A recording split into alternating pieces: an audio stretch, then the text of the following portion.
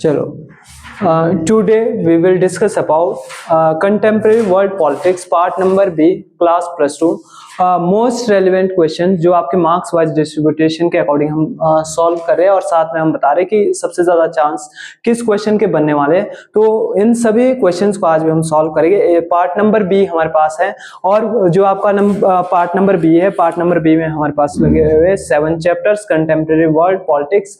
लगभग इसमें जो भी हम पढ़ने वाले तो आपका 1950 से 2000 या आज तक की जो भी पॉलिटिक्स है, इसके 2 फेज हम पढ़ते हैं, 1950 से 1991 और दूसरा फेज आज तक का हम पढ़ते हैं 1991 से आज तक का, कि किस तरह से वर्ल्ड पॉलिटिक्स में जो चेंजेस है वो देखने को मिल रहे हैं। तो इसमें आपके पास 7 चैप्टर्स लगे हुए हैं जो आपकी बुक का नाम है कंटेम्प्रेरी वर्ल्ड पॉलिटिक्स। इसमें जो चैप्टर नंबर 1 है, चैप्टर नंबर 1 अगर हम मार्क्स वाइज देखते हैं तो यहाँ पे आपका 7 मार्क्स का चैप्टर नंबर 1 से आ रहा है, 1 आपका MCQ आ रहा है, 2 मार्क्स का आ रहा है 1 क्वेश्चन और एक आपका 3 मार्क्स के लिए आपका पास क्वेश्चन आ रहा है। ठीक है, तो ये आप थोड़ा सा यहाँ पे देखेंगे और चेक करेंगे। सबसे पहला जो चैप्टर है द एंड ऑफ बायोपोलैरिटी, तो यहाँ से जो मोस्ट रेलेवेंट क्वेश्चन है, तो सबसे पहले जब मैं बात कर रहा हूँ आपसे डायरेक्ट MCQ बन सकता है। दूसरा महायुद्ध कब संपन्न हुआ? 1945 में, आपने ध्यान रखना 1945 में जैसे संपन्न होता है तो उसके बाद बहुत सारे हमारे पास ऑर्गेनाइजेशंस बनते हैं जैसे UNO। तो आपने ध्यान रखना 24 अक्टूबर 1945 UNO का जो आपका क्या होता है फॉर्मेशन होता है। और UNO के कितने मेन ऑर्गन्स थे? तो ये आपने ध्यान रखना 6 मेन ऑर्गन्स इसके थे। और 1992 में इसका एक जो ऑर्गन था वो आपका क्या किया गया, ट्रस्टीशिप करके जो आपके पास एक ऑर्गन था वो आपका सस्पेंड कर दिया गया। प्रेजेंट टाइम में आपके 5 ऑर्गन जो है कंटिन्यू वर्क कर रहे हैं। चलो डायरेक्ट चलते हैं क्वेश्चंस की तरफ। तो आपका 1 मार्क्स के लिए आपसे डायरेक्ट क्वेश्चन पूछ सकता है फुल फॉर्म ऑफ C2।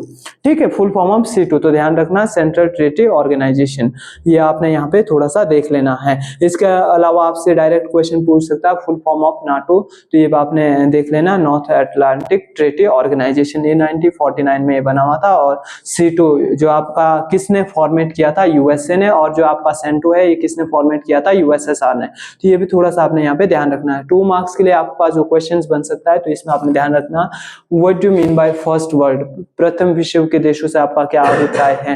तो जो आपकी क्या फर्स्ट वर्ल्ड कंट्री है वो कौन सा आपका यहाँ पे मोस्ट रेलिवेंट देखने को मिलता है? तो USA जो आपका फ्रीडम है कब हुआ था? 1776 में। यहाँ पर जो आपका क्या है कंप्लीट जो आपका क्या होता है कॉन्स्टिट्यूशन है इसलिए इम्प्लीमेंट किया था और यहाँ पे ये देखने को मिलता है। सेकंड वर्ल्ड कंट्री भी आपसे डायरेक्ट पूछ सकता है what do mean by second world country. तो सेकंड वर्ल्ड कंट्री आपका कौन सा था? USSR वगैरह। तो ये आपने यहाँ पे ध्यान रखना है सेकंड वर्ल्ड कंट्री।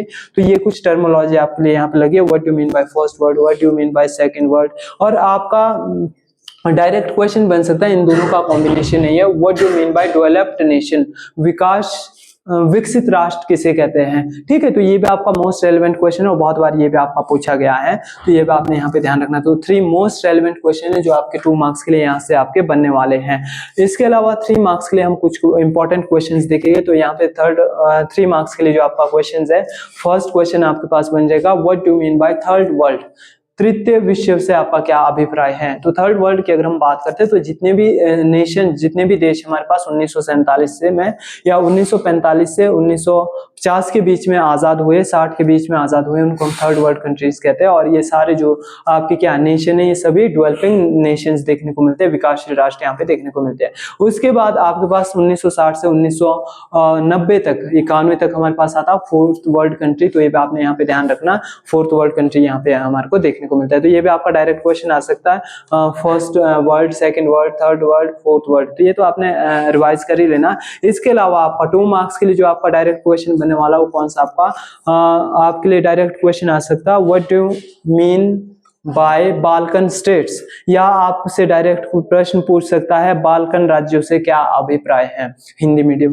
ठीक है, तो इसमें आपका जो क्वेश्चन पूछ रहा है तो बाल्कन स्टेट्स कौन सा आपका जो वे ऑफ बाल्कन, मतलब बाल्कन खाड़ी में जितने भी हमारे पास राष्ट्र देखने को मिलते हैं वे सभी बाल्कन स्टेट के नाम से जाने जाते हैं, क्योंकि इनके पास क्या पॉलिटिकली और नेशनलिटी ये सब क्या है इंटीग्रेशन देखने को मिलता है, मतलब एक रूपता देखने को मिलती है, इस वजह से बाल्कन स्टेट्स कहलाए जाते हैं। ठीक है, मोस्ट रेलिवेंट क्वेश्चन और सबसे ज्यादा पूछा गया क्वेश्चन है आपके पास शॉक थेरेपी।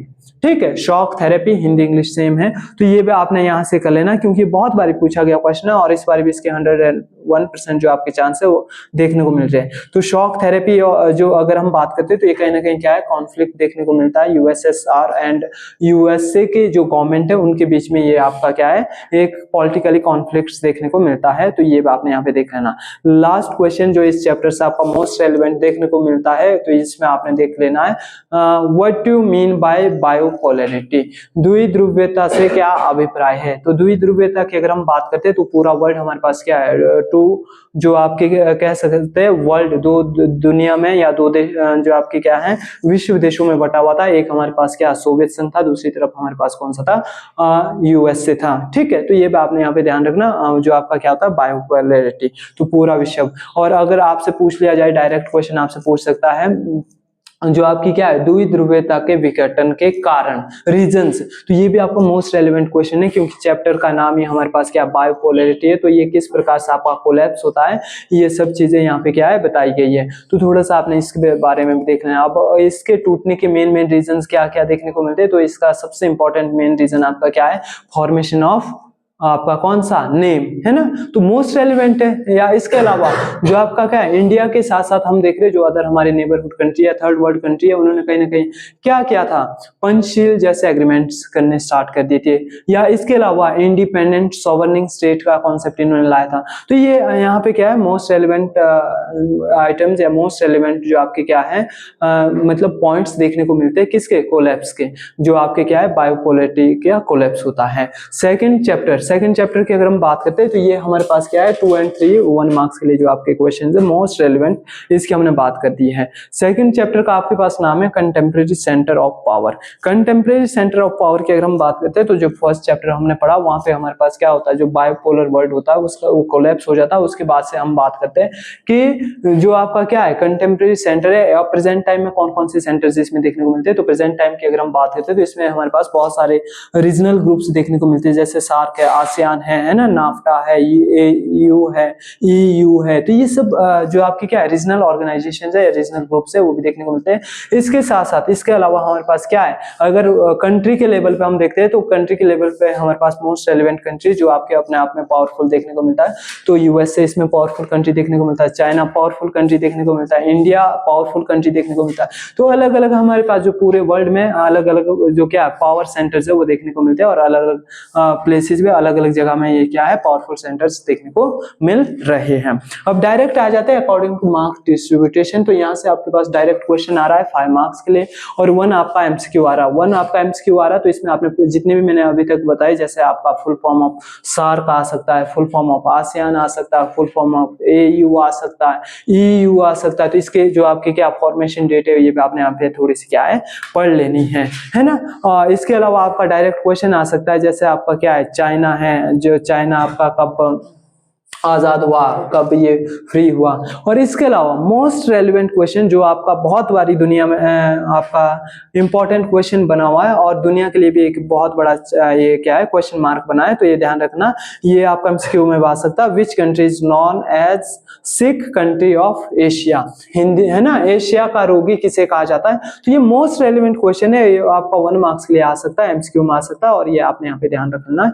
और ये मोस्ट रेलिवेंट टाइम आपका रिपीट भी हुआ है ना, तो ये भी ध्यान रखना। या आपसे एमसीक्यू में जो हम बात करें तो डायरेक्ट आपका क्वेश्चन आ सकता है डोकलाम डिस्प्यूट। डोकलाम डिस्प्यूट किन 2 देशों के बीच है ना, कौन कौन सी कंट्रीज है, तो ये आपके लिए 1 मार्क्स के लिए क्वेश्चन आ सकता है।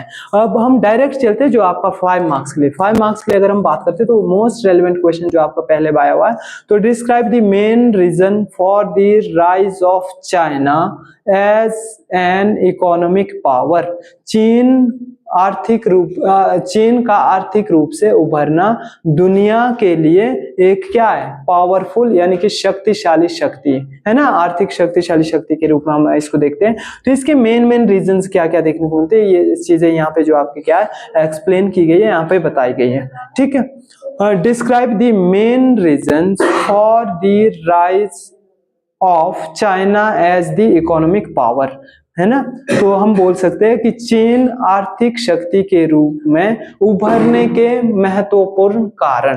तो यहाँ के अगर हम मेन रीजंस की अगर हम यहाँ पे बात करते हैं तो चाइना अपने आप में क्या है, इसके पास बहुत सारे यहाँ पे अलग अलग चीजें देखने को मिलती है। जैसे 1949 में इंडिपेंडेंट चाइना होता है, सोवियत चाइना होता है, तो चाइना के पास क्या है, एडवांस टेक्नोलॉजीज ये अडॉप्ट करते हैं। इसके साथ साथ एडवांस टेक्नोलॉजीज के साथ साथ जो आपके क्या है यहाँ का इंपोर्ट आउटपुट है, यानी कि हम ट्रेड कह सकते हैं, तो ये भी बहुत ज्यादा इंक्रीज देखने को मिलता है। और गवर्नमेंट का स्ट्रक्चर भी कहीं ना कहीं यहाँ पे बहुत ज्यादा इंपॉर्टेंट देखने को मिलता है। क्यों? क्योंकि यहाँ पर क्या है, राजशाही यहाँ पे देखने को मिलती है, यहाँ पर वन पार्टी सिस्टम देखने को मिलता है। तो कहीं ना कहीं क्या है, ऑटोक्रेसी इसको भी हम बोलते हैं। तो ये चीजें भी यहाँ पे बहुत सारे मेन रीजन देखने को मिलते हैं। इसी के साथ अगर हम बात करते हैं तो पूरे वर्ल्ड में, पूरी दुनिया में जो ओपन स्काई की पॉलिसी वो भी चीन अडॉप्ट करता है। तो ये बहुत सारे रीजन थे और मैंने रीजन एलपीजी कॉन्सेप्ट है, इस तरह के बहुत सारे रीजंस है जो आपके चाइना क्या बनाता है, पावरफुल इकोनॉमी बनाता है। सेकंड वेरी इंपॉर्टेंट क्वेश्चन आपने यहाँ पे देख लेना है।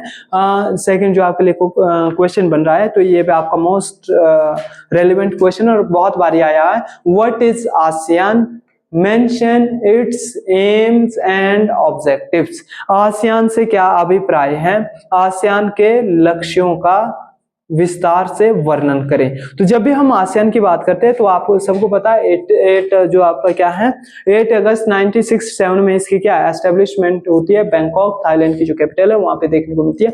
और इसके साथ साथ ये जो आपके क्या है धीरे धीरे इसके जो क्या अलग अलग एम्स एंड ऑब्जेक्टिव की जब भी हम बात करते हैं तो इसकी जो आपके क्या है मतलब कुछ उस टाइम के मोस्ट रेलिवेंट जो कंट्रीज थे, एस्टेब्लिश करने वाली कंट्रीज थे, तो इसमें आपने ध्यान रखना है इंडोनेशिया आपके पास है, मलेशिया, फिलीपींस, सिंगापुर और थाईलैंड, ये ब्रुनेई, ये सब जो कंट्री है ये मोस्ट रेलिवेंट देखने को मिलते हैं। लेकिन इसमें अब प्रेजेंट टाइम में बहुत सारे जो आपके कंट्रीज है वो इसमें क्या हो चुके हैं, जुड़ चुके हैं, एक साथ आगे बढ़ चुके हैं और जो आपका क्या ट्रेड वगैरह उसको आगे बढ़ाने की कोशिश कर रहे हैं। तो इसका मेन एम्स और ऑब्जेक्टिव क्या है, तो फर्स्ट मेन एंड ऑब्जेक्टिव क्या था कि रीजनल जो आपका इकोनॉमी है उसको डेवलप करना, रीजनल इकोनॉमी को में ग्रोथ लाना। सेकंड आपका क्या है, कल्चरल यूनिटी। थर्ड क्या आपका पीस के लिए। फोर्थ आपके यहाँ पे जो इन्होंने बात की है तो क्या आपका कलेक्टिव जो आपकी क्या होता है सेल्फनेस, मतलब रियलायंस, मतलब सामूहिक आत्मनिर्भरता। तो हमेशा जब भी कोई कंट्री होता है, चाहे आपका कोई भी ऑर्गेनाइजेशन होता है, तो हमेशा वो किस चीज की बात करता है, पीस, सिक्योरिटी, ये कुछ इंपॉर्टेंट थिंग्स होते हैं, इंपॉर्टेंट कंपोनेंट्स होते हैं जिसके आधार पर ये जो आपके क्या है कंट्री है वो आगे बढ़ते हैं और इस बेस पे ये क्या करते हैं अपना ऑर्गेनाइजेशन भी क्रिएट करते हैं। तो आसियान के भी कुछ इसी तरह के जो हमारे पास क्या है एम्स एंड ऑब्जेक्टिव्स देखने को मिलते हैं। और ये इसी के साथ साथ सबसे मोस्ट रेलिवेंट इनका जो ऑब्जेक्टिव था वो क्या था, डेवलपिंग जो आपकी क्या है डेवलप्ड नेशन है उनके द्वारा डेवलपिंग कंट्रीज को क्या देना, कुछ ना कुछ इकोनॉमिक जो आपकी क्या होती है हेल्प देना, हेल्प प्रोवाइड करना। क्योंकि जो कंट्री अपने आप में क्या है डेवलप्ड हो चुके हैं वो डेवलपिंग कंट्री को क्या करने की कोशिश करते हैं, आपके अपने प्रेशर में प्रेशराइज करने की कोशिश करते हैं। तो उनको क्या करते हैं, मतलब जो आसियान कंट्री है, आसियान जो आपके कॉन्टिनेंट है या आसियान जो आपका ऑर्गेनाइजेशन है वो कोशिश करता है कि जो हमारे पास क्या है डेवलपिंग नेशन है उनको आगे लाने के लिए, उनको आगे बढ़ाने के लिए जो हमारे पास क्या होता है डेवलप्ड नेशन होते हैं उनके द्वारा कुछ क्या है हेल्प्स दी जाए, उनके द्वारा कुछ छूट दी जाए। जैसे आपने देखा होगा नेट जीरो कार्बन एमिशन है, या आपके इस तरह जो मोस्ट रेलेवेंट पॉल्यूटेड आपके क्या होते हैं इंडस्ट्रीज होती है उनको डेवलप करना। तो इस तरह की बहुत सारी आइटम्स, बहुत सारी चीजें यहाँ पे देखने को मिलती हैं। तो ये भी आपने यहाँ पे क्या है ध्यान रखना है। इसके अलावा आपका एक मोस्ट रेलेवेंट क्वेश्चन है, ये भी आपका आ सकता है, what do you mean by SAARC, explain its aims and objectives. ठीक है, तो ये भी आपका मोस्ट रेलेवेंट क्वेश्चन है क्योंकि सार्क की जब हम बात करते हैं तो जो आपका क्या साउथ एशिया है ना, साउथ एशिया के जितने भी कंट्रीज है, तो ये आपने ध्यान रखना है साउथ एशिया के जितने भी कंट्रीज है उनके द्वारा जो क्या किया गया था इकोनॉमिक और कल्चर, इसके साथ साथ पॉलिटिकल, पीस, इंटरनेशनल सिक्योरिटी, इन सब चीजों को प्रमोट करने के लिए आपका क्या है सार्क बनाया गया। और सार्क की अगर हम बात करते हैं तो इंडिया भी इसका क्या देखने को मिलता है, मेंबर देखने को मिलता है सार्क का। ठीक है, तो सार्क जो आपका क्या है रीजनल जो आपका साउथ एशिया का एक इकोनॉमिक, पॉलिटिकली और जो आपका क्या होता है कल्चरली, इस चीज को आगे बढ़ाने के लिए क्या है एक रीजनल ग्रुप बनाया गया। और इसके साथ साथ ये क्या जो प्रेजेंट टाइम में सबसे ज्यादा हमारे पास क्या देखने को मिलता है, टेररिज्म है ना, इस चीज से आगे उभरने के लिए, इस चीज को से आगे निकलने के लिए भी ये क्या है काम करता है बहुत ज्यादा आपका कौन सा सार्क। ठीक है, तो ये कुछ आपके मोस्ट रेलेवेंट 3 क्वेश्चंस थे, ये आपने यहाँ पे क्या है देख लेने हैं। चैप्टर नंबर कौन सा था आपका 2। इसके बाद हम चलते हैं चैप्टर नंबर नंबर 3 की तरफ। चैप्टर नंबर 3 की अगर हम बात करते हैं तो चैप्टर नंबर 3 में हमारे पास चैप्टर का जो क्या देखने को मिलता है, चैप्टर नेम है हमारे पास। तो चैप्टर नेम आपका कौन सा था, थर्ड में contemporary south Asia. Contemporary south Asia की अगर हम बात करते हैं, वाले चैप्टर में हमने पढ़ा था आसियान, इसके साथ साथ साउथ एशिया यानी कि जो आपका सार्क हमने पढ़ा था। तो यहाँ पे अलग से हमारे पास चैप्टर लगा हुआ। मार्क्स वाइज डिस्ट्रीब्यूटेशन की अगर हम बात करते हैं तो इस चैप्टर से हमारे पास जो है वो 3 क्वेश्चन आ रहे हैं। एक हमारे पास क्या है, 1 मार्क्स के लिए एमसीक्यू आने वाला है, और 2 मार्क्स के लिए 1 क्वेश्चन, और आपका 3 मार्क्स के लिए 1 क्वेश्चन है। तो यहाँ से हमारे पास टोटल 6 मार्क्स के लिए आपके क्वेश्चन आ रहे हैं। अब एमसीक्यू की अगर हम बात करते हैं तो सबसे पहले आपका क्या आ सकता है, फर्स्ट समिट ऑफ सार्क। तो ये भी आपका मोस्ट रेलेवेंट क्वेश्चन है। 1985 में फर्स्ट जो आपकी क्या है समिट हुई थी सार्क की, ये आपने थोड़ा सा ध्यान रख लेना। हेडक्वार्टर ऑफ सार्क, तो हेडक्वार्टर ऑफ सार्क का आप सभी को पता होना चाहिए, हमारी जो नेबरहुड कंट्री है नेपाल, तो नेपाल की जो कैपिटल है काठमांडू, वहां पे इसके क्या है हेडक्वार्टर देखने को मिलता है ना। तो ये इसके साथ साथ यहाँ पे कुछ हमारे पास रीजनल जो इश्यूज है वो देखने को मिलेंगे। जैसे आपका मोस्ट रेलेवेंट फोकस यहाँ पे देखने को मिलता है इंडो जो आपके क्या नेहरू, जब हमारे पास प्रधानमंत्री नेहरू हुआ करते थे, उन्होंने कौन कौन से इंपॉर्टेंट ट्रीटी के, कौन कौन से इंपॉर्टेंट एग्रीमेंट्स जो है वो हमारे नेबर कंट्रीज के साथ किए। तो मोस्ट रेलेवेंट हमारे पास क्या आ जाता, पाकिस्तान, क्योंकि साउथ एशिया का पार्ट इंडिया भी है, पाकिस्तान में बांग्लादेश भी है, और इसके साथ साथ अदर बहुत सारे हमारे पास कंट्रीज देखने को मिलते हैं। तो इसमें आपने ध्यान रखना कि नून पैक्ट, नून नेहरू पैक्ट, ये इंपॉर्टेंट हो जाता है। इंडस वाटर ट्रीटी एक्ट, ये भी आपका इंपॉर्टेंट हो जाता है, क्योंकि ये यहाँ से क्वेश्चन बनने के 101% चांस है। आपका ये मोस्ट रेलेवेंट है। इंडस वाटर ट्रीटी ऑर्गेनाइज जो आपकी क्या है ट्रीटी है, ये आपका कब हुआ था, इंडिया और पाकिस्तान के बीच में। बट आपने भी देखा होगा जब इसमें क्या बार बार टेंशन आते रहती है तो इंडिया इसको बार बार सस्पेंड करते रहता है। तो यहाँ से आपके क्वेश्चन बनने के ज्यादा चांस है, तो इसको आपने ज्यादा रिवाइज कर लेना, ज्यादा देख लेना है, ठीक है। अब आपसे डायरेक्ट क्वेश्चन पूछ सकता है, मोस्ट रेलेवेंट क्वेश्चन बहुत बारी आपको पूछा गया, साउथ एशिया की कंट्रीज। तो साउथ एशिया में हमारे पास कौन कौन से कंट्रीज आते हैं, थोड़ी से आपने ये देख लेना।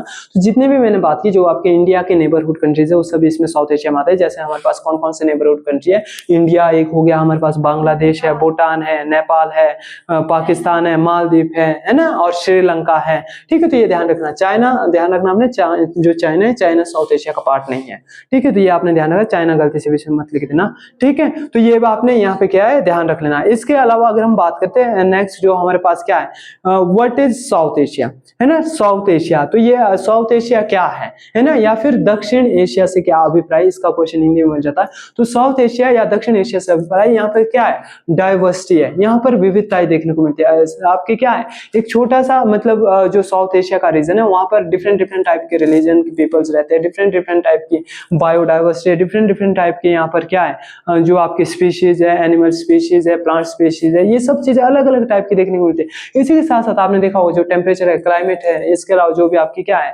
मतलब अगर हम बात करते हैं जितने भी हमारे पास नेचुरल फैक्ट्स है वो भी डिफरेंट डिफरेंट देखने को मिलते हैं एक छोटे से रीजन के अंदर। तो हम कह सकते हैं जो आपका साउथ एशिया ये डाइवर्स यहाँ पे देखने को मिलता है, मतलब विविधताएं यहाँ पे ज्यादा देखने को मिलती है, ठीक है। इसके अलावा मोस्ट जो आपका रेलेवेंट क्वेश्चन है और पहले भी ये पूछा गया, what do you mean bye 3 बीघा, 3 बीघा से क्या अभिप्राय है। तो ध्यान रखना आपने 3 बीघा की अगर हम बात करते हैं तो जो आपका 3 बीघा लैंड डिस्प्यूट है इसको हम बोलते हैं। तो 3 बीघा जो लैंड डिस्प्यूट तो नहीं हम कह सकते, ये अपने आप में एक ट्रीटी है, क्योंकि इंडो और जो इंडिया और जो हमारे पास क्या है बांग्लादेश है इसके बीच में देखने को मिलती है। जब 1971 में आपका क्या है बांग्लादेश इंडिपेंडेंट होता है तो उस समय से हमारे पास क्या है जो 3 बीघा लैंड बांग्लादेश की है और इंडिया की है, इन दोनों के बीच में 3 बीघा इंडिया का, 3 बीघा बांग्लादेश का, इन दोनों के बीच में ये क्या है एक मतलब एग्रीमेंट हुआ है, ट्रीटी हुआ है, जिसमें बॉर्डर को लेकर जो है बातचीत की गई है। और इसके अलावा जो भी वहाँ की क्या देखने को मिलता है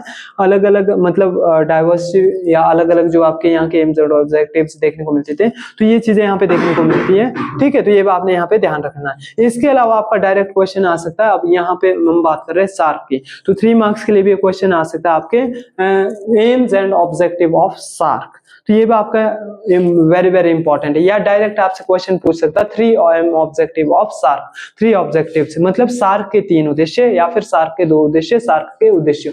ये क्वेश्चन आपका डायरेक्ट किसी भी टाइप से बन सकता है, 2 मार्क्स के लिए आ सकता है, 3 मार्क्स के लिए आ सकता है। तो ये इसमें आपने ध्यान रखना है। जब भी मैं बताता हूँ आपको, जैसे मैंने बताया था, बार बार मैं ये एक चीज बता रहा हूँ आपको कि जो आपका सार्क है, सार्क बनने का मेन रीजन क्या है? सार्क बनने का मेन रीजन है यहाँ पर पॉलिटिकल यूनिटी, कल्चरल यूनिटी, जो इसके अलावा आपके क्या रीजनलिज्म है उसको यूनाइट करने का। इसके साथ साथ जो आपका क्या देखने को मिलता है? हिस्टोरिकली यूनिटी, क्योंकि अगर साउथ एशिया की हम बात करते हैं तो ये कहीं ना कहीं इंडिया का पार्ट ही देखने को मिलता है। 1935 का जो आपका क्या गवर्नमेंट एक्ट है उसके अकॉर्डिंग यहाँ से अलग अलग जो हमारे पास क्या कंट्रीज है, अलग अलग क्या है, डिवाइड हुए। अदरवाइज ये कहीं ना कहीं क्या है, इंडिया का ही सारा पार्ट देखने को मिलता है। सिर्फ ये जो क्या है, नेपाल है, श्रीलंका, ये मतलब टेरिटरी हुआ करती थी। और जो आपका प्रेजेंट का बांग्लादेश है, पाकिस्तान है, अफगानिस्तान, ये कहीं ना कहीं इंडिया का ही पार्ट हुआ करता था, जैसे आपने हिस्ट्री में भी पढ़ा होगा। इसके अलावा 2 मार्क्स के लिए आपका डायरेक्ट क्वेश्चन आ सकता है, what is Nehru Noon pact?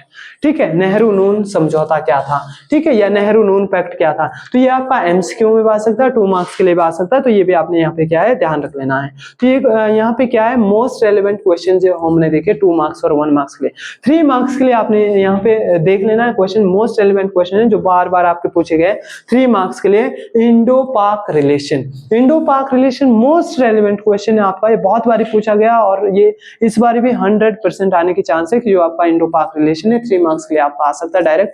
तो इंडो पाक रिलेशन की अगर हम बात करते हैं तो इसमें हमेशा से टेंशन देखने को मिलती है। 1947 में जब से ही आपका क्या है, इंडिया से पाकिस्तान का बॉर्न हुआ है, इंडिया से पाकिस्तान का जन्म हुआ है, तब से लेकर ही हमारे पास क्या है, विवाद का एक कारण देखने को मिलता है। बार बार हम क्या इसमें एग्रीमेंट करते हैं, आपके पैक्ट्स करते हैं, लेकिन फिर से कुछ टाइम के बाद इसमें टेंशन क्रिएट हो जाती है। तो ये जो आपका इंडो पाक रिलेशन है, ये हमारे पास कभी भी एक अच्छे रिलेशन नहीं देखने को मिलते हैं। हालांकि तो इंडिया की तरफ से हमेशा से शांति का प्रस्ताव रखा जाता है, शांति बनाए रखने के लिए अनेक जो आपकी सुविधाएं वो देखने को मिलती है, जैसे 1999 में लाहौर बस समझौता है, इस तरह के बहुत सारे एग्रीमेंट्स यहाँ पे देखने को मिलते हैं। ठीक है, तो ये आपने ध्यान रखना। नेक्स्ट आपका मोस्ट रेलेवेंट क्वेश्चन आपका 3 मार्क्स के लिए बन सकता है, इंडिया बांग्लादेश रिलेशन। तो ये भी मोस्ट रेलेवेंट क्वेश्चन है, क्योंकि इंडिया का ये पार्ट ये भी हुआ करता था, इंडिया से ही अलग हुआ है, तो रिलेशन इनके किस प्रकार से देखने होते हैं। तो इंडिया और बांग्लादेश की अगर हम बात करते हैं, पाकिस्तान के साथ टेंशन और बांग्लादेश के साथ कहीं ना कहीं क्या है,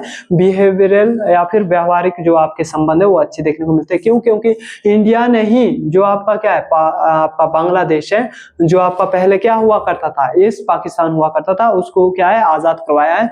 और इंडिया का ही इसमें क्या है अहम रोल रहा है। यूएनओ में भी भारत एकमात्र ऐसा देश था जिसने सबसे पहले जो आपका बांग्लादेश है, बांग्लादेश को एक राज्य का दर्जा दिया, यानी बांग्लादेश को राज्य का दर्जा दिया था, मान्यता दी थी, एक देश की जो मान्यता होती है। तो उसमें भी यूएनओ में भी जो इंडिया ने ही बांग्लादेश जो आपका एक नाम था उसको रिकमेंड किया था। और ये अपने आप में क्या है, जियोग्राफिकली जो आपका क्या था स्ट्रक्चर था उसको बताने की कोशिश की थी। तो ये आपने यहाँ पे ध्यान रख लेना है। इसके अलावा थर्ड आपका, क्योंकि यहाँ से आपका चांस ज्यादा बन सकते हैं, कौन सा, इंडो नेपाल रिलेशन।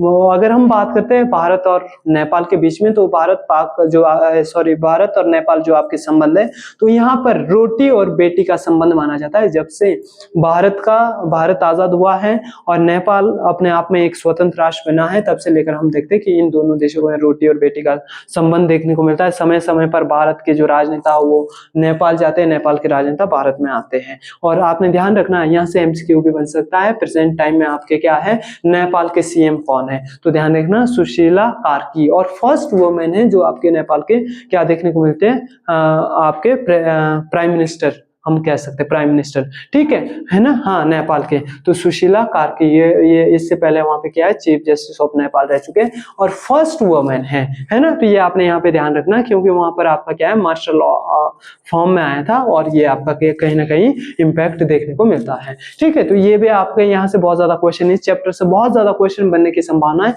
इसके अलावा एक क्वेश्चन आपका और बन सकता है, चैलेंजेस ऑफ साउथ एशिया, मतलब जो दक्षिण एशिया उसके सामने क्या क्या चुनौतियां देखने को मिलती है। तो अगर हम चैलेंजेस की बात करते हैं तो यहाँ पर हमारे पास क्या, जियोग्राफिकली भी चैलेंजेस देखने को मिलती है और बाय नेचर भी चैलेंजेस देखने को मिलती है, ह्यूमन के द्वारा भी चैलेंजेस क्रिएट की जाती है। क्यों चैलेंजेस क्रिएट किए जाते हैं? अगर हम इंडिया को छोड़ के अदर जितने भी हमारे नेबरहुड कंट्रीज है वहां की बात करते हैं, तो वहां पर बार बार आपका क्या, मार्शल लॉ एक्ट हो जाता है, मार्शल एक्ट आपका इंप्लीमेंट हो जाता है। और जब मार्शल एक्ट आपका इंप्लीमेंट होता है तो उस केस में हमारे क्या है रीजनल चैलेंजेस बहुत ज्यादा देखने को मिलते हैं। जैसे आपने देखा होगा इंडिया और जो आपका श्रीलंका के बीच में आपका क्या है हमेशा से तमिल डिस्प्यूट देखने को मिलता है। तो ये भी आपने ध्यान रखना, क्योंकि क्वेश्चन आपका डायरेक्ट आ सकता है तमिल डिस्प्यूट या फिर तमिल समस्या किन दो देशों के बीच है। तो ये 2 मार्क्स के लिए आ सकता है, 3 मार्क्स के लिए आ सकता है। तो ये भी आपने अपने ध्यान रखना है यहाँ पर इंडो और श्रीलंका, ठीक है। तमिल प्रॉब्लम ये देखने को मिलती है। तो ये कुछ मोस्ट रेलेवेंट क्वेश्चन थे। हालांकि तो कुछ और भी इसमें क्वेश्चन आपके लिए बताए गए, जैसे आपका पीओके है, पीओसी है ना। तो यहाँ से भी क्वेश्चन आपके पहले सिंगल क्वेश्चन बने हुए और अब भी चांस बन सकते आ सकता है। तो थोड़ा इसको हम ज्यादा प्रायोरिटी नहीं दे सकते, पीओसी और पीओके, ठीक है। तो ये आपने थोड़ा सा देख लेना है। नेक्स्ट चैप्टर नंबर 4 है हमारे पास। चैप्टर नंबर 4 की अगर हम बात करते हैं तो इंटरनेशनल ऑर्गेनाइजेशन, यूएनओ या आईओ इसको बोलते हैं, इंटरनेशनल ऑर्गेनाइजेशन।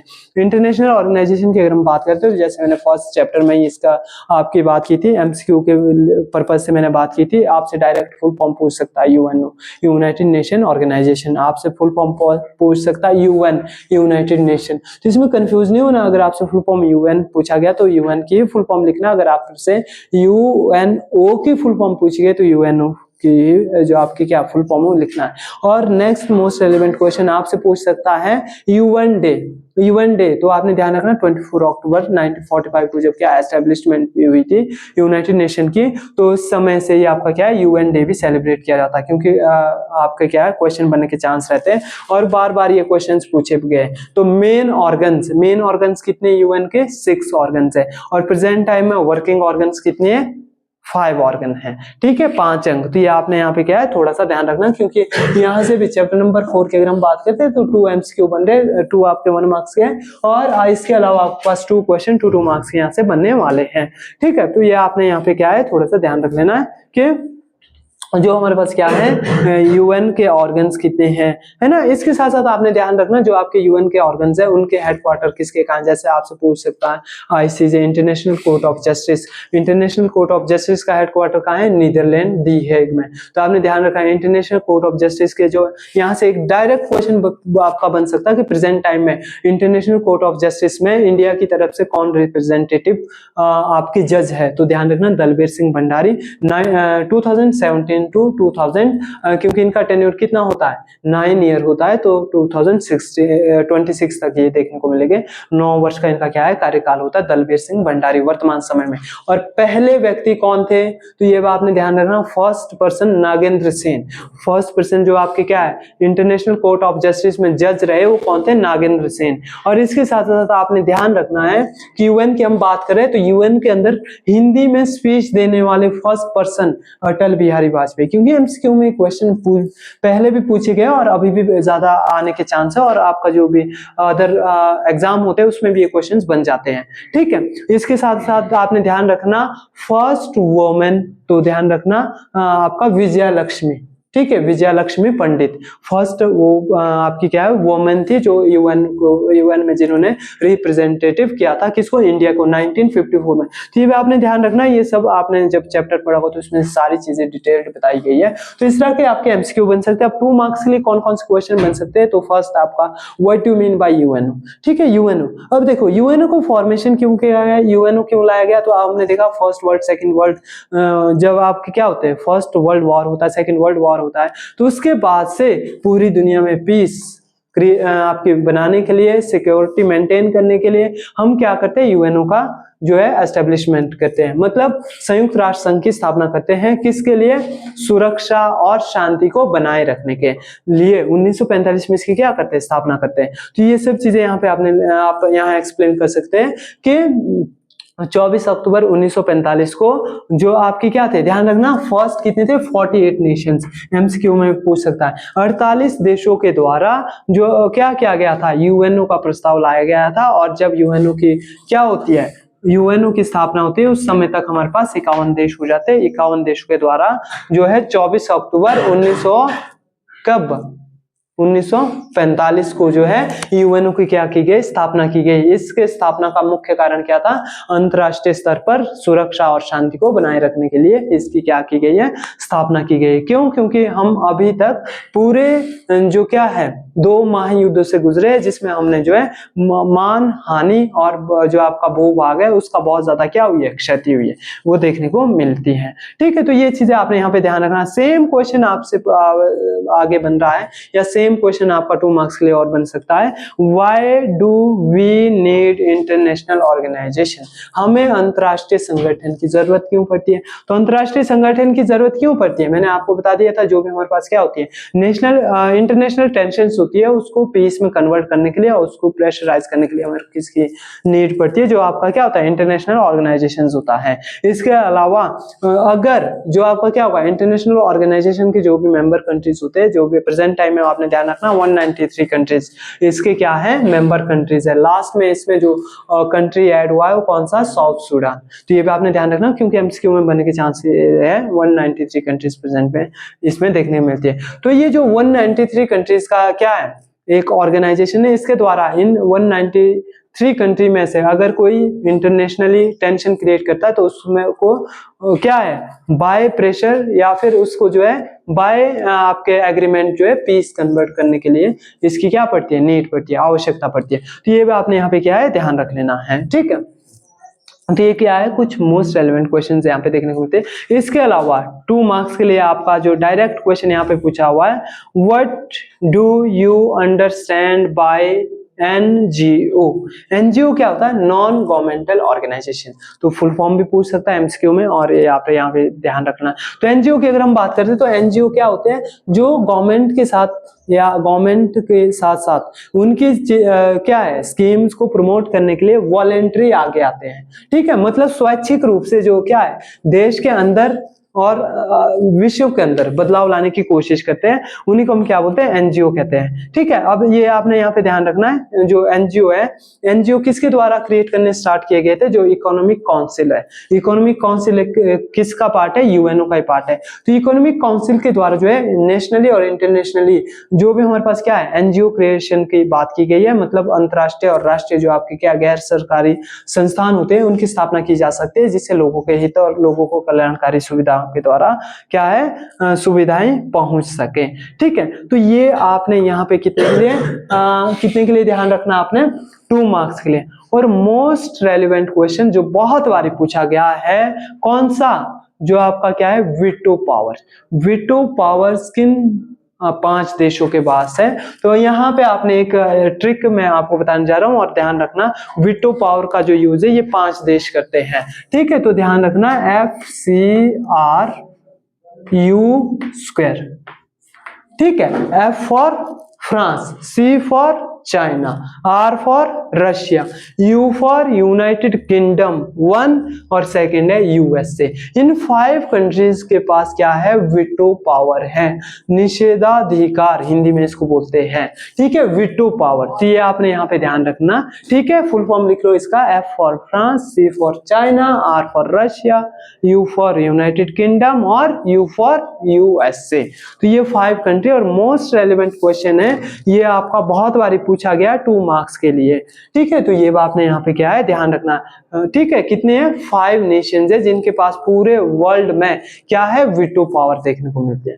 इसके अलावा मोस्ट रेलेवेंट क्वेश्चन जो 2 मार्क्स के लिए, और इसके साथ साथ आपका 3 मार्क्स के लिए यहाँ से क्वेश्चन नहीं आता है, लेकिन 2 मार्क्स के लिए तो ये भी आपने ध्यान रख लेना है। क्या है, what is amnesty international?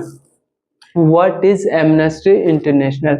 Amnesty अंतरराष्ट्रीय एमनेस्टी से क्या अभिप्राय है? ठीक है, तो ये ध्यान रखना, जो आपका क्या है, एमनेस्टी इंटरनेशनल है, ये आपका क्या देखने को मिलता है, ये एनजीओ है जो इंटरनेशनल लेवल पे पीस को कंट्रोल करने की क्या है, बात करता है। ठीक है, तो ये आपने यहाँ पे क्या है, ध्यान रख लेना है। इसके अलावा जो आपका तीसरा मोस्ट रेलेवेंट क्वेश्चन, इस पे आप स्टार लगा लो, रेड क्रॉस। ठीक है, व्हाट इज रेड क्रॉस? ठीक है, तो रेड क्रॉस की अगर हम बात करते हैं तो ध्यान रखना आपने 1919 में एक क्या बना है, ये एक काउंसिल बनी है जो क्या काम करती है, ये मतलब काउंसिल है और एनजीओ ये देखने को मिलती है। तो इसका जो हेडक्वार्टर है किसका, जो आपका देखने को मिलता है रेड क्रॉस, तो इसका हेडक्वार्टर देखने को मिलता है जिनेवा, और ये क्या काम करता है, ब्लड को कलेक्ट करने का काम करता है, मतलब खून को एकत्रित करने का काम करता है। क्यों? क्योंकि पहला महायुद्ध और दूसरे महायुद्ध में जो है लोगों के द्वारा बहुत सारी जानें हमारी इस तरह से चली गई थी जो युद्ध में घायल हो गए थे और उनका खून बह गया था। ठीक है, तो ये ध्यान रखना आपने। यहाँ से मोस्ट रेलिवेंट जो है आपके 3 क्वेश्चंस, वैसे तो इस चैप्टर से सारे क्वेश्चन मोस्ट रेलिवेंट है, लेकिन ये 2 और 3 क्वेश्चन इतने मोस्ट रेलिवेंट है जो बहुत बार आपके पूछे गए हैं। और आपका अपना डेली जो आपके क्या एग्जाम होते हैं, कोई भी कॉम्पिटिटिव एग्जाम होता है उसमें भी ये क्वेश्चन आपके बार बार पूछे गए हैं। ठीक है, तो ये आपने ध्यान रखना। अगला हमारे पास है चैप्टर नंबर 5। चैप्टर नंबर 5 की अगर हम बात करते हैं तो चैप्टर नंबर 5 का नाम है security in the contemporary world.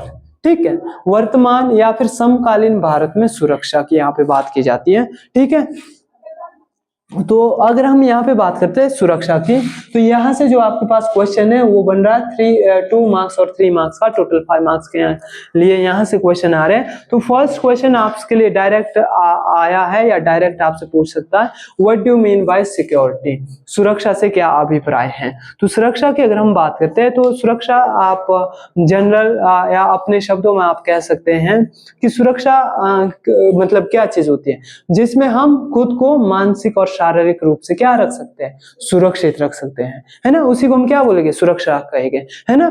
तो इसी चीज को मेंटेन करने के लिए इंटरनेशनल जो आपकी क्या है ऑर्गेनाइजेशन है, इसने भी यहाँ पे काम करती है। और जब भी हम सुरक्षा की बात करते हैं तो आप एक स्वतंत्र आदमी कौन होगा, जो मानसिक और शारीरिक दोनों रूपों से स्वतंत्र होगा, वही हमारे पास सुरक्षित व्यक्ति होगा, है ना। तो ये यहाँ पे क्या है, डेफिनेशन भी इंप्लीमेंट होती है और इसके अलावा ये चीजें यहाँ पे क्या है देखने को मिलती है। अब नेक्स्ट आपने ध्यान रखना है टाइप्स ऑफ सिक्योरिटी, ये अलग से भी क्वेश्चन पूछ सकता है, या सुरक्षा के प्रकार। तो 2 प्रकार की सुरक्षा यहाँ पे देखने को मिलती है, 2 प्रकार की सुरक्षाएं हमारे पास होती है। एक होती है आंतरिक सुरक्षा, इंटरनल सिक्योरिटी, दूसरी हमारे पास होती है बाहरी सुरक्षा, इसको बोलते हैं एक्सटर्नल सिक्योरिटी। आंतरिक सुरक्षा मतलब एक किसी निश्चित भूभाग के अंदर, यहाँ पे हम किस पेज पे पढ़ रहे हैं, जियोग्राफिकली इंडिकेशन के अकॉर्डिंग हम पढ़ रहे हैं, मतलब भौगोलिक परिस्थितियों के अनुसार पढ़ रहे हैं। ठीक है, क्यों? क्योंकि भौगोलिक परिस्थिति के अनुसार यहाँ पे लगा हुआ है। तो यहाँ पे क्या होता है, जो आपका इंटरनल सिक्योरिटी होती है, आंतरिक सुरक्षा होती है, वो किसी एक देश के अंदर जो आपके क्या है, देश के अंदर बहुत सारे आपके अलग अलग चीजें या अलग अलग रीजनल एस्पिरेशंस होती है, उनको कंट्रोल करने के लिए क्या है काम करती है। और जो आपकी क्या होती है बाहरी या एक्सटर्नल सिक्योरिटी होती है, वो क्या है बाहर से सुरक्षा होता है। जैसे आप सबने देखा होगा कई बार क्या होता है, एक राष्ट्र पे दूसरा राष्ट्र क्या है बार बार अटैक करता है। आपने देखा होगा 1-2 साल पहले जो अफगानिस्तान गवर्नमेंट थी वहां पर तालिबानियों ने अटैक कर दिया था, और तालिबानी गवर्नमेंट प्रेजेंट टाइम में क्या है पाकिस्तान की तरफ आगे बढ़ने की कोशिश करा। आजकल प्रेजेंट टाइम में करंट टाइम में आपके पास क्या है, पाकिस्तान अफगानिस्तान में का जो क्या है वॉर स्टार्ट हो चुका है।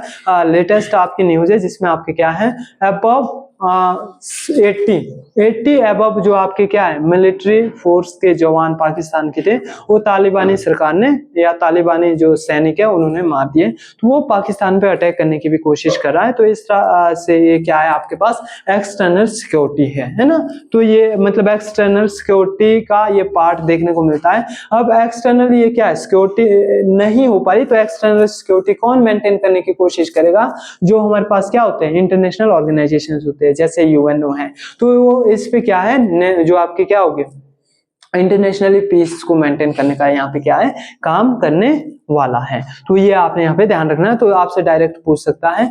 नेक्स्ट मोस्ट रेलेवेंट क्वेश्चन जो आपका बहुत बारी पूछा गया है, ये आपने यहाँ पे 3 मार्क्स के लिए क्वेश्चन आता है, right A short note on global poverty. ठीक है, वैश्विक भूखमरी से क्या अभिप्राय है, वैश्विक गरीबी। ठीक है, वैश्विक गरीबी से क्या अभिप्राय। तो आप अगर हम बात करते हैं तो एक राष्ट्र के अंदर जो आपके पास क्या गरीबी है वो क्या होती है आपके पास राष्ट्रीय गरीबी। लेकिन पूरी दुनिया में जो आपका क्या है सिक्योरिटी और जो आपके क्या है सिक्योरिटी प्लस पीस को मेंटेन करने में ये एक अपने आप में बहुत बड़ा चैलेंज देखने को मिलता है, क्या? ग्लोबल पॉवर्टी, क्योंकि वैश्विक स्तर पे जो क्या गरीबी अपने आप में क्या है बढ़ती जा रही है, लगातार आगे बढ़ती जा रही है।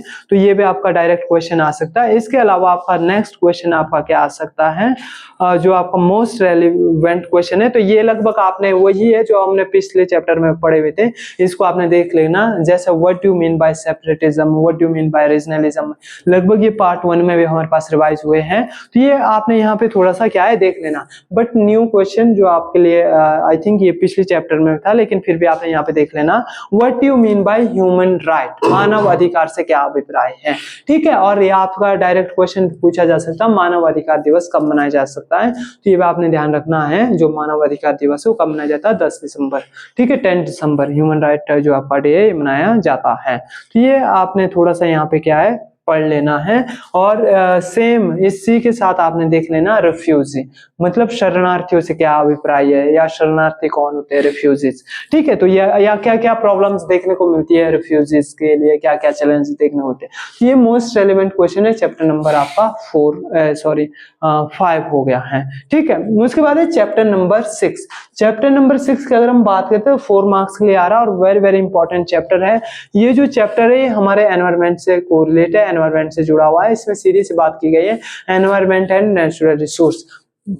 अब थोड़ा सा आपको लग रहा होगा कि हम पर्टू पॉलिटी कर रहे हैं, लेकिन यहाँ पे एनवायरमेंट को क्यों ऐड किया गया, क्योंकि कहीं ना कहीं जो हमारे पास क्या होता है एनवायरमेंट होता है, एनवायरमेंट के द्वारा ही हमें क्या है प्रॉपर वे से सिक्योर किया जाता है। अब पॉलिटिक्स हम कब करेंगे, जब हम एनवायरमेंटली क्या हो गए, सिक्योर हो गए। अब प्रेजेंट टाइम में हमारे पास जो बड़े बड़े इश्यूज यहाँ पे देखने को मिल रहे हैं वो क्या है, ग्लोबल वार्मिंग है, क्लाइमेट चेंज है, इस तरह के बहुत सारे जो प्रॉब्लम्स है वो देखने को यहाँ पे मिल रहे हैं, ठीक है। तो सबसे पहले यहाँ आपके पास क्या है, चैप्टर नंबर 6 है, यहाँ पे आ रहा है 2 MCQ।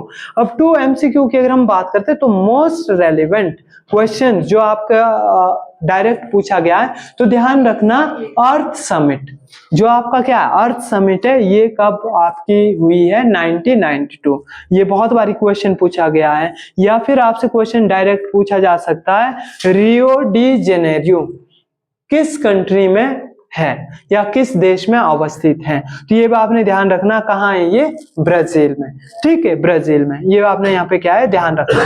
और नेक्स्ट आपका सेम है, Rio de Janeiro environment conference या एनवायरमेंट समिट कब हुई है, ये भी 1992 में हुई है, ठीक है। तो ये भी आपके पास क्या है कुछ इंपॉर्टेंट है। इसके अलावा आपने ध्यान रखना, जैसे आपका क्या स्टॉकहोम कॉन्फ्रेंस आपकी कब एस्टेब्लिश हुई है, ठीक है, तो ये ध्यान रखना 1972। और स्टॉकहोम जो आपका कॉन्फ्रेंस है, यहाँ पे फर्स्ट टाइम एनवायरमेंट के लिए क्या है पॉलिसी बनाई गई है और एनवायरमेंट की जो है बात की गई है। और 1992 में आपके क्या पास क्या होता है, अर्थ समिट होता है। तो अर्थ समिट के बाद से हम देखते हैं तब से लेकर आज तक कंटिन्यू आपके क्या है कॉप्स ऑर्गेनाइज किए जाते हैं। कॉप्स मींस COP है ना, कॉप्स कॉन्फ्रेंस ऑफ पार्टीज, जिसमें एनवायरमेंट को प्रोटेक्ट करने की यहाँ पे क्या है बात की जाती है। और प्रेजेंट टाइम में आप देखते हुए इसमें क्या होता है, पर ईयर जो आपकी क्या है अलग अलग समिट होती है, अलग अलग कंट्रीज में इसकी समिट रखी जाती है। और एनवायरमेंट को कैसे प्रोटेक्ट करना है, कैसे बचाना है, कैसे रखना,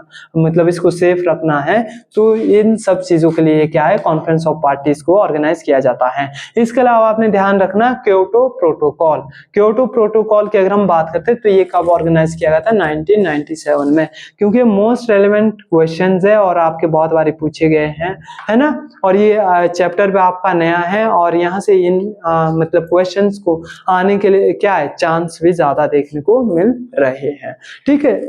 तो ये आपने यहाँ पे ध्यान रखना। 2 मार्क्स के लिए आपके पास क्या क्या क्वेश्चन आएंगे, तो सेम क्वेश्चन आपके पास डायरेक्ट क्वेश्चन आपसे पूछ सकता है 2 मार्क्स के लिए, what do you mean bye Stockholm conference, या स्टॉकहोम सम्मेलन कब हुआ और क्यों हुआ, है ना, किस उद्देश्य से हुआ। तो मैंने इस जैसा आपको बता दिया कि जो स्टॉकहोम कॉन्फ्रेंस है 1972 में होता है और ये एनवायरमेंट को प्रोटेक्ट करने की बात करता है। एनवायरमेंटल जो भी हमारे पास क्या है अलग अलग डिस्प्यूट्स, अलग अलग प्रॉब्लम्स देखने को मिलती है, उनको पीस मेंटेन करने के लिए क्या है जो आपका क्या है एक प्रॉपर वे में ऑर्गेनाइजेशन बनाया जाता है और इसमें ग्लोबल एनवायरनमेंट या ग्लोबल जो इश्यूज है उनको सॉल्व करने की बात की जाती है। नेक्स्ट आपने ध्यान रखना क्योटो प्रोटोकॉल, है ना। तो क्योटो प्रोटोकॉल की अगर हम बात करते हैं तो अभी जैसे मैंने बताया था 1997 में क्योटो प्रोटोकॉल्स आपके क्या है, कंटिन्यू यहाँ पे क्या है, ऑर्गेनाइज क्लाइमेट चेंज के बारे में बात करता है, ठीक है। या आपसे पूछ सकता है एम्स ऑफ क्योटो प्रोटोकॉल, तो एम्स क्या था, क्लाइमेट चेंज को से रिलेटेड, क्योंकि आप देख रहे होगे डे बाय डे जो क्या है अर्थ का टेम्परेचर इंक्रीज होते जा रहा है, वाटर लेयर या वाटर जो आपका क्या है डिक्रीज होते जा रहा है, कम होते जा रहा है। तो उस केस में क्या होते जा रही है, जो हमारे पास चैलेंजेस है वो बढ़ते जा रहे हैं, इंक्रीज होते जा रहे हैं। तो ये सब चीजें यहाँ पे क्या है देखने को मिल रहे हैं। और मोस्ट रेलेवेंट आपने ध्यान रखना, व्हाट इज ग्रीन पीस, है ना। ग्रीन पीस क्या है, ठीक है। तो ग्रीन पीस की अगर हम बात करते हैं तो ग्रीन पीस नाम करके आपके पास क्या देखने को मिलता है, ये एक प्रकार का एनजीओ है जो एनवायरनमेंट को सेव करने के लिए काम करता है, एनवायरनमेंट को प्रोटेक्ट करने के लिए काम करता है। एनवायरनमेंट में जितनी भी हमारे पास क्या एनिमल स्पीशीज है, प्लांट स्पीशीज है या फ्लोरा फौना स्पीशीज है, इनको प्रोटेक्ट करने के लिए क्या करता है, काम करता है। और टाइम टाइम पे क्या है अपने जो क्या होते हैं यूएनओ के या यूएन के जो भी क्या होते हैं कॉन्फ्रेंसेस होते हैं, यूएन के जो भी समिट्स होते हैं, उसके द्वारा जो जो चीजें आपकी क्या होती है मतलब बताई गई होती है, उन चीजों को आगे बढ़ाने के लिए क्या करता है, अपने लेवल पे जो है अवेयरनेस लेकर आता है, ठीक है। उसके बाद लास्ट चैप्टर नंबर 7, चैप्टर का नाम है ग्लोबलाइजेशन और मोस्ट रेलेवेंट चैप्टर है, क्योंकि यहां से जो क्वेश्चन है आपका वो डायरेक्ट 5 मार्क्स ले आ रहा है और 2 MCQ भी यहां से हमारे पास बन रहे हैं। तो MCQ के लिए आपके पास पता होना चाहिए, आपसे डायरेक्ट पूछ सकता है फुल फॉर्म ऑफ LPG, ठीक है। आपसे पूछ सकता है इफेक्ट ऑफ ग्लोबलाइजेशन, है ना। इसके अलावा आपसे पूछ सकता है WTO, है ना, क्योंकि ये भी किससे जुड़ा हुआ है, वर्ल्ड ट्रेड ऑर्गेनाइजेशन आपका किससे जुड़ा हुआ है, तो वर्ल्ड ट्रेड ऑर्गेनाइजेशन भी आपका जो है ग्लोबलाइजेशन से जुड़ा है। आपसे फुल फॉर्म पूछ सकता है गेट्स, ठीक है। तो गेट्स की अगर हम बात करते हैं तो ये क्या था, WTO जो बाद में आपका बनता, पहले ये क्या हुआ करता था, जनरल ट्रेड, है ना, ठीक है। तो ये आपने यहाँ पे ध्यान रख लेना है। तो ये कुछ आपके MCQs बन सकते हैं, MCQs को आपने यहाँ पे देख लेना। लेकिन 5 मार्क्स के लिए जो अगर हम बात करते हैं क्वेश्चंस, तो first question most relevant question आपके लिए बन सकता है, describe the causes of globalisation. अब देखो ग्लोबलाइजेशन को अडॉप्ट करने के पीछे क्या क्या कॉजेज है, क्या क्या कारण थे, ठीक है। तो ये आपने यहाँ पे ध्यान रखना है। तो इसमें मोस्ट रेलेवेंट जो फर्स्ट आपके पास कॉज है वो क्या है, मॉडर्न टेक्नोलॉजी, ठीक है, मॉडर्न टेक्नोलॉजी कॉजेज, हाँ मॉडर्न टेक्नोलॉजी। जब भी हम मॉडर्न टेक्नोलॉजीज की बात करते हैं तो आप सबने देखा होगा ये जो आपका क्या है ग्लोबलाइजेशन है, इंडिया की अगर हम बात करते हैं इंडियन कॉन्टेस्ट में या वर्ल्ड कॉन्टेस्ट में, तो ये क्या है, जब बाइपोलैरिटी एंड हो जाती है उसके बाद से ग्लोबलाइजेशन का कॉन्सेप्ट एडॉप्ट होता है डिफरेंट डिफरेंट कंट्रीज में। और 1991 में इंडिया ने भी ग्लोबलाइजेशन को क्या है एडॉप्ट कर लिया था, ठीक है। तो ये बात ने यहाँ पे ध्यान रखना। अब मेन कॉजेज क्या है, जैसे फर्स्ट पॉइंट मैंने बताया मॉडर्न टेक्नोलॉजी। मॉडर्न टेक्नोलॉजी की अगर हम बात करते हैं तो यहाँ पे क्या है, माइक्रो जो आपकी क्या टेक्नोलॉजीज को उसको आगे बढ़ाने की कोशिश की जा रही है, मिनी एंड माइक्रो। तो आपने देखा होगा जो भी हम देख रहे हैं according to time, according to जो आपकी क्या सिचुएशंस है, तो वहां पे हमारे पास क्या है मॉडर्न जो टेक्नोलॉजीज है उनको अडॉप्ट किया जा रहा है। सेकंड पार्ट हमारे पास क्या हो जाता है इसका, एक्सपेंशन ऑफ इंडस्ट्रियलाइजेशन, है ना, एंड मल्टीनेशनल कॉर्पोरेशंस, मतलब औद्योगिकरण का विस्तार, और इसके साथ साथ क्या है जो हमारे पास बहुराष्ट्रीय कंपनी है इनका विकास। अब देखो जब भी हम बात करते हैं तो ये भी कहीं ना कहीं क्या है कॉज देखने को मिलता है, क्यों, क्योंकि ग्लोबलाइजेशन आपका कब आया, जब पूरे वर्ल्ड में आपका क्या इंडस्ट्रियलाइजेशन इंक्रीज हुआ, जब पूरे वर्ल्ड में मल्टीनेशनल कंपनीज ने अपना प्लेस को इंक्रीज करना स्टार्ट किया। तो इस टाइप से इस प्रकार से यहाँ पे ये चीजें या ये कॉन्सेप्ट हमें क्या है देखने को मिलते हैं, ठीक है। नेक्स्ट आपका क्या है, established of world wide industries. तो वर्ल्ड वाइड इंडस्ट्रीज के लगभग सेम चीजें यहाँ पे बताई गई हैं। और इसके अलावा आपका क्या है, इम्पैक्ट ऑफ कैपिटलिज्म, और आपका दूसरा कौन सा था, इंपेरियलिज्म, है ना। तो ये सब चीजें, इन सब चीजों से ये चीजें देखने को मिली, क्योंकि बहुत सारे जो हमारे पास क्या कंट्रीज थे वो ना तो आपके कैपिटलिज्म की तरफ जा रहे थे, ना इंपेरियलिज्म की तरफ जा रहे थे। तो हम कह सकते हैं कंक्लूजन में ये चीजें भी हमें देखने को मिलती है कि सिर्फ कैपिटलिज्म को जो है क्या किया गया, हाइड किया गया, उसका नाम में चेंज किया गया, उसका नाम में परिवर्तन किया गया।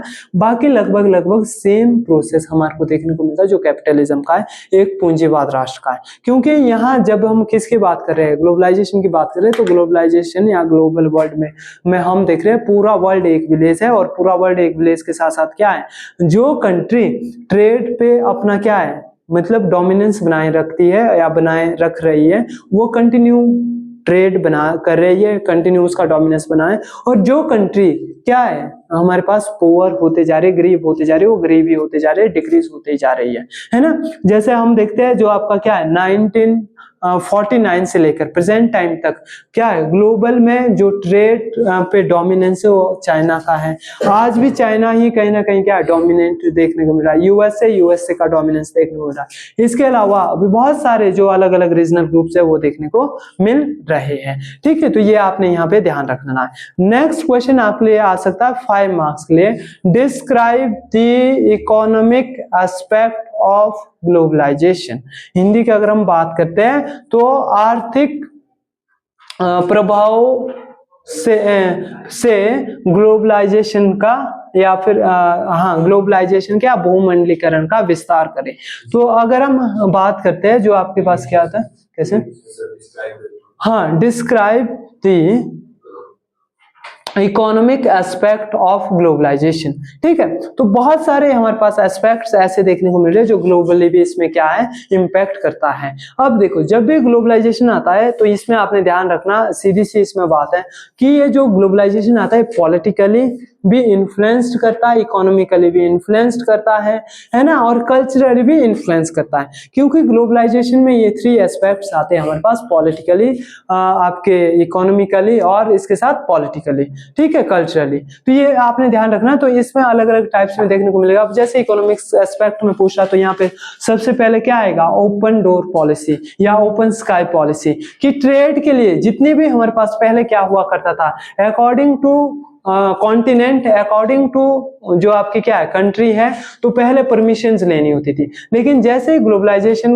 आपका क्या इंडस्ट्रियलाइजेशन इंक्रीज होना स्टार्ट हो गया, तो जो परमिशन वाला है वो आपका क्या है, परमिशन वाले जो बैरियर्स थे उनको क्या है क्लोज किया गया। और इसके बाद आपके क्या है कंटिन्यू जो भी हमारे पास क्या देखने को मिल रहे थे, डिफरेंट टाइप के बैरियर्स थे वो खत्म किए गए। और उसके साथ साथ आपके क्या है ओपन स्काई पॉलिसी या ओपन डोर पॉलिसी यहाँ पे देखने को मिलती है। इसके साथ साथ क्या होगा, जो टैक्स हो गए, टैक्स में छूट की गई, मतलब करों में छूट की गई, है ना। तो ये चीजें भी हमारे को यहाँ पे बहुत ज्यादा देखने को मिलेगी। तो अलग अलग चीजें हैं, अलग अलग आइटम्स देखने को मिलती है। कल्चरली अगर हम बात करते हैं तो कल्चरली एस्पेक्ट्स में भी हम देखते हैं कि जो कल्चर है वो कहीं ना कहीं क्या है एक्सचेंज होता है अदर कंट्रीज के साथ, अलग अलग कंट्रीज के साथ। ठीक है, तो ये आपने यहाँ पे क्या है ध्यान रख लेना है, ये कॉन्सेप्ट्स आपने यहाँ पे ध्यान रखना है। लास्ट क्वेश्चन जो मोस्ट रेलिवेंट है आपका इस चैप्टर का, तो आपने ध्यान रखना, describe in detail the Indian approach to world globalisation. भारत का दृष्टिकोण भूमंडलीकरण के प्रति भारत का दृष्टिकोण। ठीक है, तो ये तो आपने ध्यान रखना, describe in detail the Indian approach to world globalisation, मतलब भारत का दृष्टिकोण जो है वो वैश्वीकरण के प्रति कैसा था, भूमंडलीकरण के प्रति कैसा था। तो अगर हम बात करते हैं भारत की, तो भारत ने भी इसको क्या है 1991 में ही क्या कर लिया था, एडॉप्ट कर लिया था। क्योंकि अगर हम इंडिया की बात करते हैं तो इंडिया में कहीं ना कहीं ग्लोबलाइजेशन के आने से यहाँ पर क्या है इंडस्ट्रीज वर्क है वो भी आपके इंक्रीज देखने को मिलते हैं, लेबर वर्क है ये भी इंक्रीज देखने को मिलते हैं, मशीनीकरण यहाँ पे होता है, मतलब मशीनिज्म एग्जाम देखने को मिलता है। इसके अलावा डिफरेंट टाइप के यहाँ पे क्या है फैसिलिटीज आपके ड्यू टू ग्लोबलाइजेशन देखने को मिलती है। इंटरनेशनल ट्रेड में भी आपका इंक्रीज हो जाता है ना। तो ये अलग अलग एस्पेक्ट्स या अलग अलग पॉइंट ऑफ व्यू हमारे को देखने को मिलते हैं इंडियन अप्रोच के प्रति या इंडिया के द्वारा यहाँ पे जो है इनको क्या है इंक्रीज किया जाता है। तो ये कंप्लीट 7 चैप्टर का एनालिसिस था मार्क्स डिस्ट्रीब्यूटेशन के अकॉर्डिंग और आपका 40 मार्क्स के लिए यहाँ से आ रहा है। तो इसी के साथ आपने ध्यान रखना है ये हमारे पास कंप्लीट जो 2 बुक्स थे इसके मोस्ट रेलेवेंट क्वेश्चंस आपके साथ साझा किए गए हैं जो वर्ष 2025-26 का जो आपका एनुअल एग्जाम होने वाला है वहां पे ये क्वेश्चंस आपके पूछे जाने। तो आप जरूर इस वीडियो को देखें, जरूर इस वीडियो को स्प्रेड करें अदर स्टूडेंट्स तक जो मतलब पॉलिटिकल साइंस में कमजोर है या जिनको मोस्ट रेलेवेंट क्वेश्चंस की जरूरत है ताकि वो अच्छे नंबरों से पास हो सके। तो जरूर नेक्स्ट अपडेट के साथ आपसे मिलेंगे, तब तक लिए थैंक्स।